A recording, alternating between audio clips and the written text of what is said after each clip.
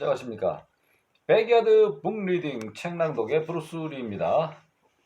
오늘 낭독해 드릴 책은 스콧 교수의 인생 경제학입니다. 원제목은 The Algebra of Happiness, 투자와 지불의 법칙, 스콧 갤러웨이, 지음 박수성, 옮김. 지은이 스콧 갤러웨이는 누구인가? 뉴욕타임스 베스트셀러, 플랫폼 제국의 미래의 저자, 뉴욕대학교 스턴 경영대학원 교수이자 L2, 레드 엠벨로프, 프로핏 등을 포함해 9개의 회사를 설립한 기업가이다. 매주 진행하는 유튜브 방송 승자와 패자,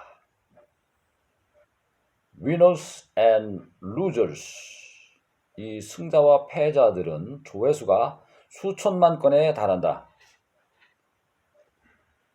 자, 그런 경력이 있고요. 세계적인 경영학 교수가 두 번째 저서로 성공과 행복에 관한 책을 쓸 것이라고 공언했을 때 모두가 경악을 금치 못했다. 그러나 그의 스턴 경영대학원 브랜드 전략 수업은 돈, 브랜드, 소비자 행동에 대한 시간적 가치를 배우기 위한 것에서 종국에는 잘 산 인생을 위한 전략으로 주제가 바뀌어 버리고 행복의 대수학이라는 가장 인기 있는 마지막 강의 역시 축약본을 유튜브에 올린 지 10일 만에 조회수가 100만 회를 뛰어넘었다. 자, 그렇습니다. 오늘 파트 1, 스트레스에 투자하라. 성공의 기회가 넘치는 곳으로 가라. 남은 인생을 누구와 함께 할 것인가? 자, 파트 2에는 성공을 위해 지불할 것, 재능보다 갈망이 더 큰 자산이다.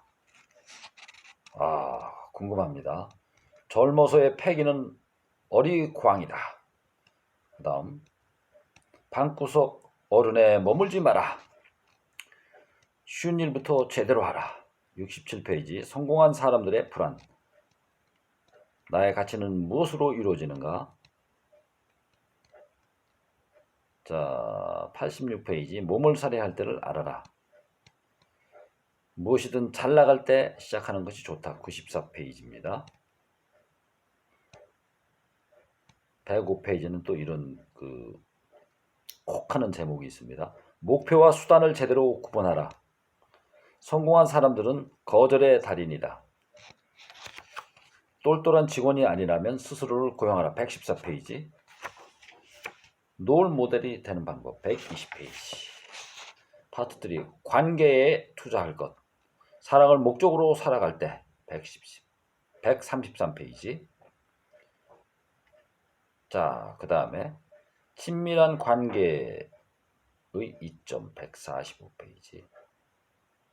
자, 그런 것들이 있고요. 154페이지. 누군가 밸런타인이 되는 경험. 160페이지. 애정을 표현하라. 그리움은 또 하나의 배움이다. 166페이지. 교감하라. 당신의 첫 집은 중요하지 않다. 친자식이 아닌 아이를 사랑하라. 189페이지.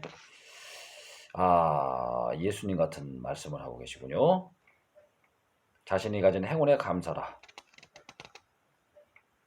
203페이지. 선택적 사랑이냐 조건 없는 사랑이냐. 조건 없는 사랑이 더 큰 것이다.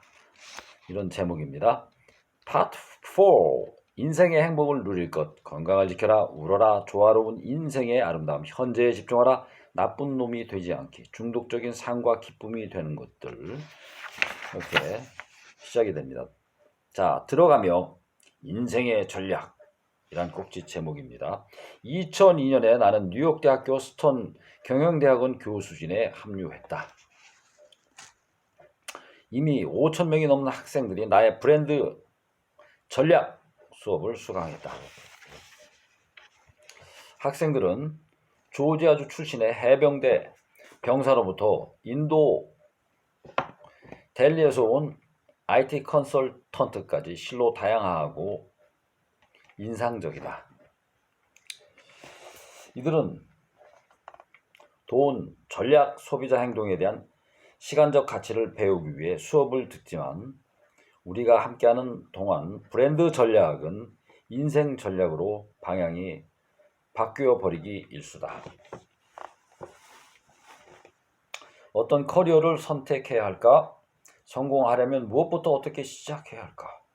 어떻게 해야 야망도 키우면서 인격도 성장하는 조화를 이룰 수 있을까? 40대, 50대 아니면 80대가 되어 후회하지 않으려면 지금 무엇을 해야 할까? 가장 인기 있는 시간인 마지막 3시간짜리 강의에서 행복의 대수학이라는 이름으로 이런 질문들을 다룬다. 행복의 대수학, The Algebra of Happiness죠. 영어로는 이 시간에 우리는 성공, 사랑, 그리고 잘 산 인생이란 어떤 것인지에 대해 고민하다. 2018년 5월에 이 수업의 축약본을 유튜브에 올렸는데 동영상을 올린 지 열흘 만에 조회수가 100만 회를 뛰어넘었다. 당시 내 전작 플랫폼 제국의 미래를 냈던 출판사는 어서 그 책의 후속작을 쓰자고 나를 달달 붓고 있었는데 내가 다음 책은 행복에 관한 내용이라고 통보하자 경악스러움을 감추지 못했다. 내게는 사람들에게 인생을 이렇게 살아야 한다고 조언할 만한 어떠한 자격도 학문적인 성과나 신뢰할 만한 근거도 없다. 몇 차례나 사업을 말아먹었고 34살에 이혼 서류에 도장을 찍었다. 또한 최근에는 역사상 가장 성공한 벤처 캐피털 리스트에게 내가 세운 회사 L2의 재정 후원자들에게 연락해서 L2에 투자하지 말라고 권고하게 만들기도 했다. 농담이 아니다. 그렇게 권고한 이유는 내가 제정신이 아니어서였다. 참고로 말하자면 여하튼 제너럴 캐피탈리스트는 투자를 강행했고 성과도 좋았다. 가로 열고 이건 진짜다. 가로 닫고. 너 같은 녀석은 대학에 갈 필요가 없다. 사실 내 삶에서 성공의 골자를 찾아보려면 눈을 아주 가늘게 뜨고 봐야 한다.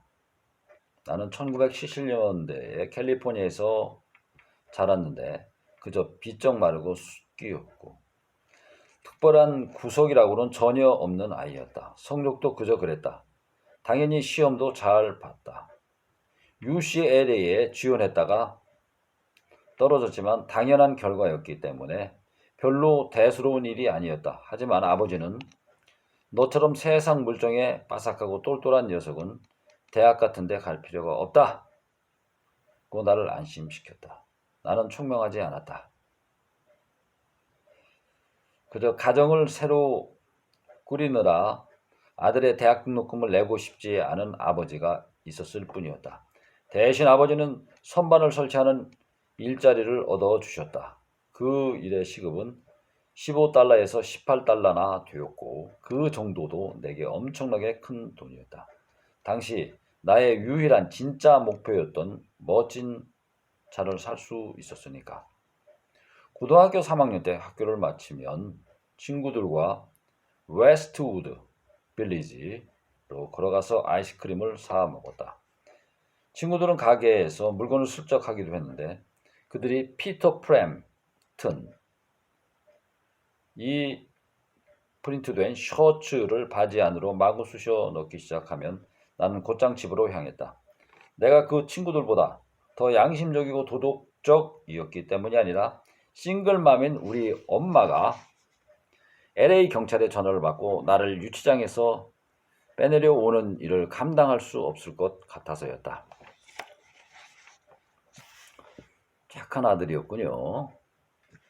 웨스트 우드 빌리지에서 집으로 돌아가려면 UCLA의 여학생 사교 클럽들이 줄지어 있는 힐가드 애버뉴를 가로질러야 했다.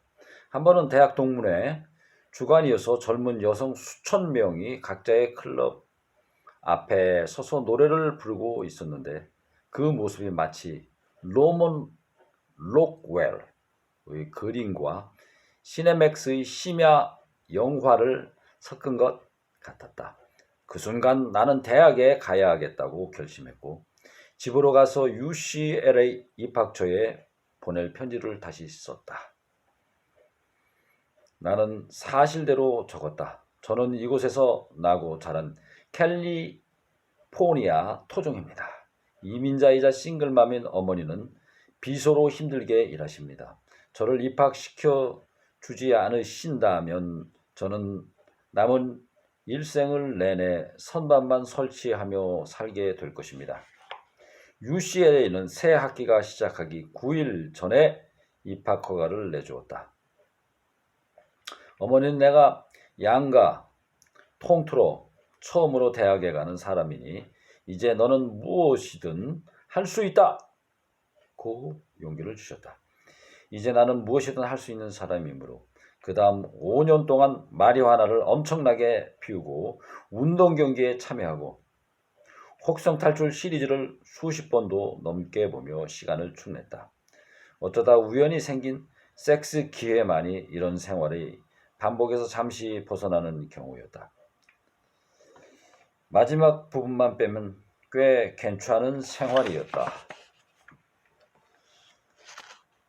나는 언제나 더 많이였다. 라는 작은 꼭지입니다.